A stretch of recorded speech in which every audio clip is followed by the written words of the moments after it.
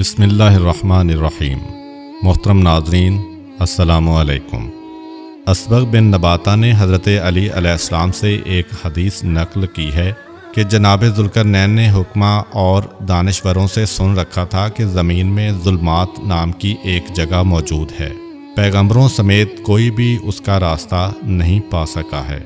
انہوں نے ارادہ کیا کہ اس منطقہ کی جانب سفر کریں اور اس کے رازوں کو بھی جانیں۔ وہ ایک مسلح لشکر کے ہمراہ سینکڑوں حکماء اور دانشوروں کو لے کر روانہ ہوئے۔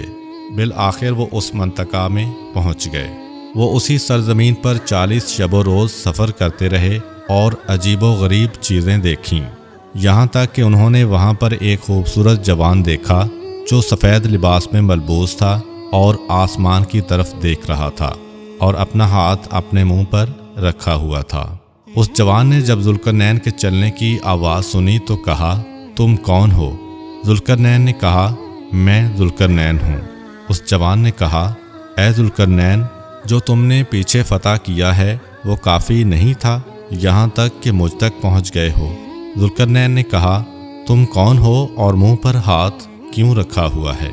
اس نے کہا، میں صاحب سور اسرافیل ہوں۔ روز قیامت نزدیک ہو چکا ہے، میں منتظر ہوں کہ مجھے خدا کی طرف سے سور پھونکنے کا حکم ملے۔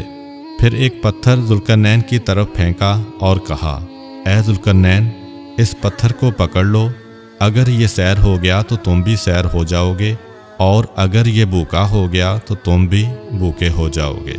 ذوالقرنین نے وہ پتھر لیا اور اسی جگہ سے اپنے لشکر اور دوستوں کی طرف پلٹ آئے اور انہیں سرزمین ظلمات پر سفر اور جو کچھ وہاں پر دیکھا ان سب کے بارے میں تفصیل سے بتایا۔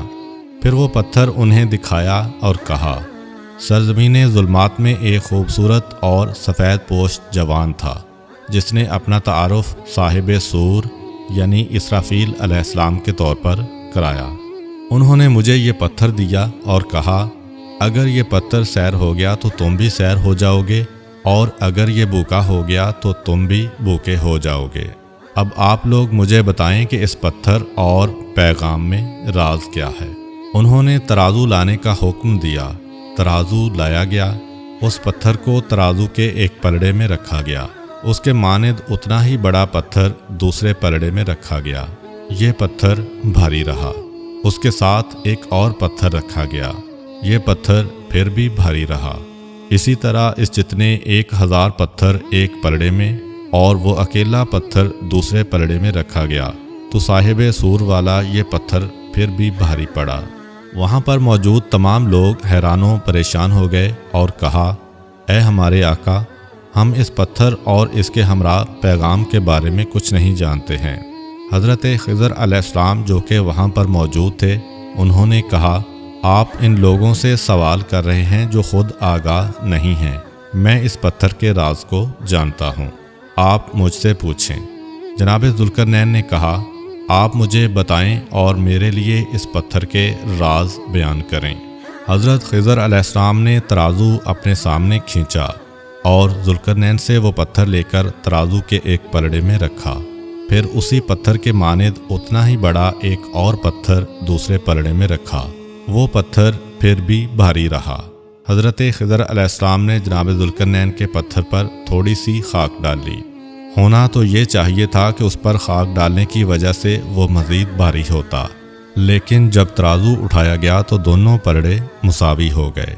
وہاں پر موجود تمام لوگ حضرت خضر علیہ السلام کے علم پر حیران و ششدر رہ گئے اور ان کا بے حد احترام کیا۔ پھر حاضرین نے حضرت ذوالقرنین سے کہا، ہم اس کا راز نہیں جانتے ہیں اور یہ بھی جانتے ہیں کہ حضرت خضر علیہ السلام جادوگر نہیں ہیں، پس یہ کیوں ہوا کہ ہم نے دوسرے پلڑے میں 1000 پتھر رکھے ہیں لیکن آپ کا پتھر پھر بھی بھاری تھا؟ لیکن حضرت خضر علیہ السلام نے آپ کے پتھر پر تھوڑی سی خاک ڈالی ہے اور ایک ہی پتھر کے ساتھ وزن کیا ہے تو دونوں پلڑے مساوی اٹھے ہیں۔ جناب ذوالقرنین نے حضرت خضر علیہ السلام سے کہا، ہمیں اس کا راز تفصیل کے ساتھ بتائیں۔ حضرت خضر علیہ السلام نے فرمایا، خدا کا فرمان اپنے تمام بندوں کے درمیان نافذ ہے، اس کی سلطنت تمام چیزوں پر قاہر و غالب ہے، اور اس کی حکمت مشکلات کو بیان کرتی ہے۔ اللہ تعالیٰ تمام انسانوں کو ایک دوسرے کے ساتھ آزماتا ہے، اور اب مجھے اور آپ کو ایک دوسرے کے ہمراہ آزمایا ہے۔ اے ذوالقرنین، یہ پتھر ایک مثال ہے جو آپ کے لیے صاحب سور اسرافیل علیہ السلام نے بیان فرمائی ہے۔ در حقیقت صاحب سور نے یوں کہا ہے، انسانوں کی مثال اس پتھر جیسی ہے کہ اگر 1000 دوسرے پتھروں کو اس کے ساتھ تولا جائے تو پھر بھی یہ پتھر وزنی ہے، لیکن جب آپ نے اس کے اوپر مٹی ڈالی تو وہ سیر ہو کر اپنی اصلی حالت پر پلٹ آتا ہے۔ اے ذوالقرنین، آپ کی مثال بھی ایسی ہی ہے کہ اللہ تعالیٰ نے یہ ساری دنیا آپ کے اختیار میں دے رکھی ہے، لیکن آپ اس پر راضی نہیں ہوئے، یہاں تک کہ آپ نے ایسی چیز کو طلب کیا ہے کہ آپ سے پہلے کسی نے بھی اس چیز کی خواہش نہیں کی ہے، اور ایسی سرزمین میں جا داخل ہوئے کہ جنوں انس میں سے کوئی بھی اس میں داخل نہیں ہوا ہے۔ صاحب سور حضرت اسرافیل علیہ السلام آپ کو یہ نصیحت کرنا چاہتے ہیں، انسان سیر نہیں ہوتا مگر اس وقت جب اس کے سر پر مٹی ڈال دی جاتی ہے، یعنی وہ زیر زمین قبر میں چلا جاتا ہے۔ ذوالقرنین اس مثال سے بہت متاثر ہوئے۔ انہوں نے شدید گریہ کرتے ہوئے کہا، اے خضر علیہ السلام، آپ نے سچ کہا ہے، صاحب سور نے میرے لیے یہ مثال بیان کی ہے۔ اس پیش روی کے بعد اب میرے لیے کوئی فرصت باقی نہیں ہوگی کہ میں کوئی اور پیش روی کروں۔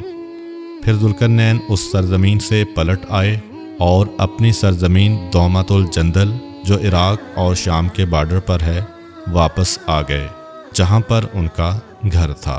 چنانچہ اس کے بعد وہ اسی جگہ پر ہی تھے کہ انہیں موت نے آ لیا۔ امید کرتا ہوں کہ آپ کو آج کی ویڈیو اچھی لگی ہوگی۔ اگر آپ کو ہماری ویڈیو اچھی لگی ہے تو ویڈیو کو لائک کریں، اور مزید اس طرح کی ویڈیوز دیکھنے کے لیے ہمارا چینل سبسکرائب کر لیں۔ ملتے ہیں نیکسٹ ویڈیو میں، اجازت دیجیے، اللہ حافظ۔